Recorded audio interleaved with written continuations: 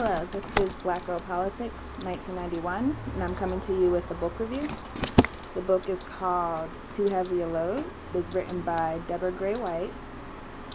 It is about black women in defense of themselves from 1894 to 1994. And this book is, I think it's very impressive. It talks about different black women leaders, people like Ida B. Wells. It mentions Dorothy Height, Angela Davis, and Anita Hill, different leaders throughout time, spanning about 100 years.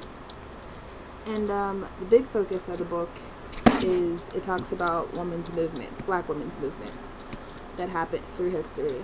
The reason why I think it's important for black people, or just people who want to be enlightened on black history, to read is because it really shows you where others have failed. And if you are trying to change the present, you have to know what happened in the past so that you do not repeat those mistakes. It really shows you the vision that often resulted in a failed effort. The vision because of class. This person was rich, this person was poor, this person was light skinned, this person was dark skinned. Division because of sex. Different types of things that had people been able to get over their differences, the effects of these organizations could have been a lot more powerful. It exposes you to a lot of stereotypes. The stereotypes, you'll be surprised to learn that a lot of the stereotypes against black women today were actually held many years ago. Stereotypes that were overbearing and masculine or different things that are said today. You'll find that it's not too different from the stereotypes that we were trying to battle and confront years ago. It's very informative on history.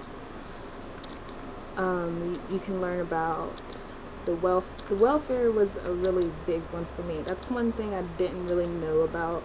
I never learned about in any of my history classes, but was the efforts in welfare reform. I didn't know how profoundly that it was affected by black people.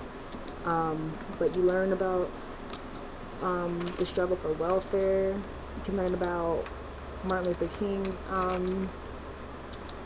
his involvement with the women's rights movements, what he thought or didn't think.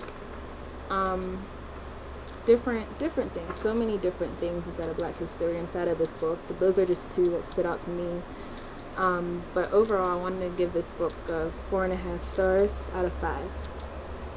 I think it really was a good book, an excellent book. I learned a whole lot. Only problem I had was some parts were just a little bit long-winded for me. That's just my opinion. Someone else might not think the same thing.